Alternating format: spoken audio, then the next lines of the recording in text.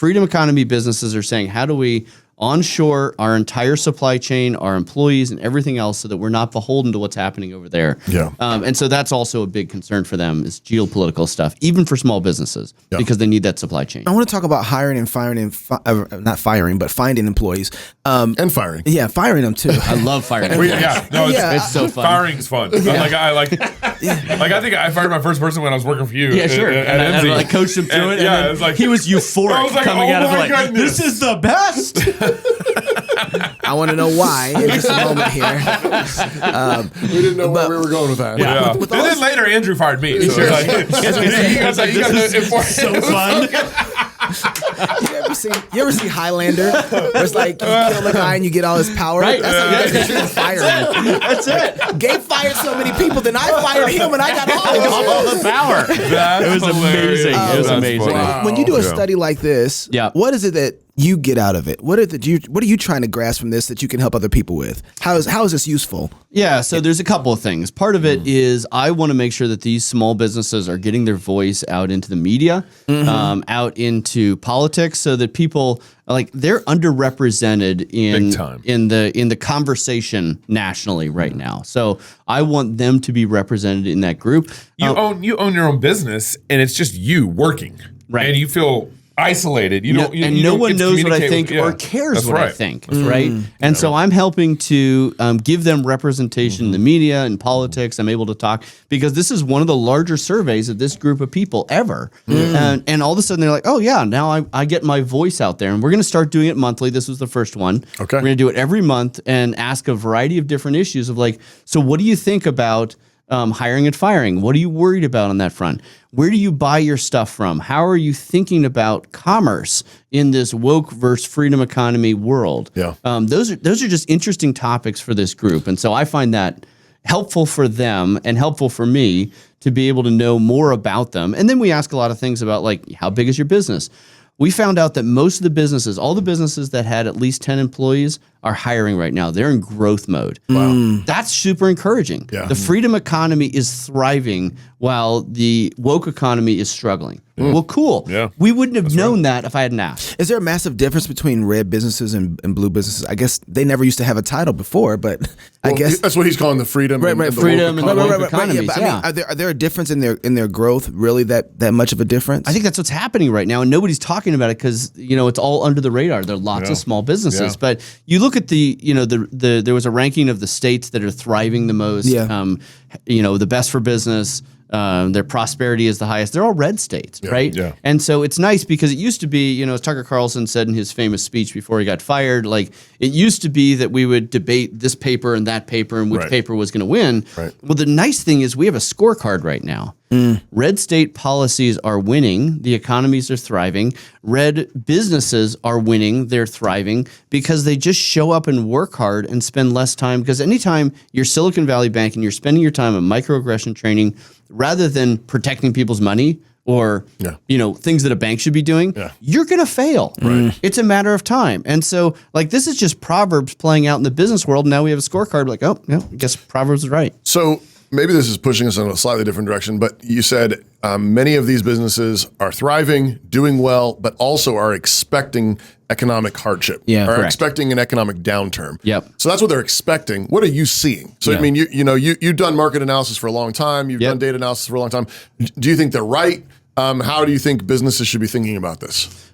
So a recession can be a self-fulfilling prophecy, right? If everyone's terrified enough And starts pulling back. and they start pulling back, well, then the economy slows down. Right. And there's supply side economists they would say that people are producers, not consumers, right? And the government talks about we need to get consumption up. They're all consumer.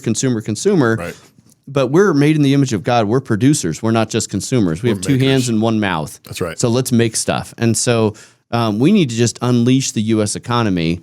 But inflation's killing us. The Fed's trying to kill small businesses, right? Big businesses don't need the access to credit that small businesses do. Right. And so the Fed's actions have been disproportionately focused on small businesses, which is hard on them. Disproportionately affects that's small businesses. Yeah, so that's actually a good point. We were just talking about this earlier. If you don't have capital, how can you do anything? Right. So how does one work to even, because as you're talking, I guess there's a lot of people saying, man, I'm good at something. and actually can be a blessing to people, but I don't have capital got to, any money. even, to get started. How does that work? Well, I would also argue it's been drilled into us that we need to build a big business. We need to raise a bunch of money.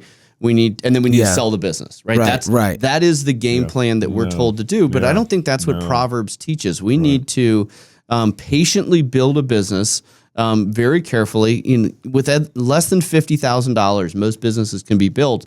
If you're willing to tighten your belt and to be careful and use some of your savings, you can start to build a business. Everything doesn't have to be a multi-million-dollar seed round that turns into a public offering or a big exit. Right. Learn to sell to 10 people first. Yeah. What if I go find a customer while I keep my full-time job? And 6 days you shall work, and I bet your current job doesn't require 6 days. So hey, you've got one probably. You got nights and weekends, nights and Saturdays. Right. So work a little bit harder. The unions came up with the 40-hour work week. You can start a business without taking the risk, right? You don't want to extend your arm farther than you can pull it back.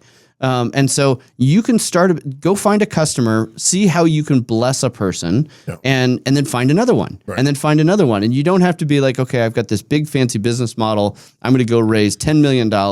And the only way that this is going to work out is a huge exit. It's funny, as you're talking, it's like you can really win with the lemonade stand. That's right. We don't think like that. Well, thank you. I'm a poet, didn't know it. You really could, though. So what are some of the hiring challenges that you're seeing from some of the small businesses right now? They can't get people to show up and work.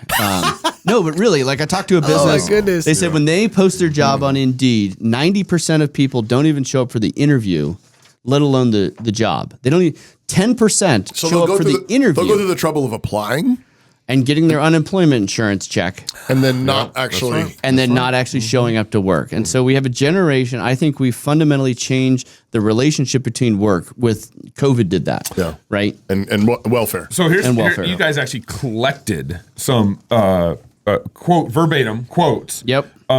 From these businesses about the pain of finding good employees. So here's some of the businesses quotes. Wow. Lack of motivation to work. Right. Daddy problems. No initiative. Daddy problems, No initiative, lack of confidence, mediocrity. Daddy problems. Lack of skill and poor work ethic. Daddy problems. Job hoppers. They're a bunch of job hoppers. No willingness to work hard. Lack of ethics. Daddy problems. Young people do not take jobs seriously. Father hunger. Not dependable, no drive. Oh my goodness. They get spankings from their dad? Yeah. Exactly. Lack of work interest in youth. Lack of strong work ethic. You can figure that out. Keep going. My son went and poured concrete this summer. Yeah. And worked for a good Christian man, and we went down and hung out with him one weekend just to see where my son was and everything. And the guy said, he was really complimentary and grateful for my son working for him. He says, man, he comes to work every day on time with his lunch, and he's not high. Right. And wow. It's a big deal. And I was like, goodness thank gracious. you. That is true though. But he was the bar's low. I know, but that's to be encouraging. Show up to work high, smoking weed. The bar's low. For all you families out there that are raising kids, lots of them, you have a huge advantage in the labor market, right? Because you're competing against people who won't show up with a lunch and they're high, right? Yep. And so this is a huge opportunity, and this is back to like the freedom economy and the woke economy. We're going to win, right?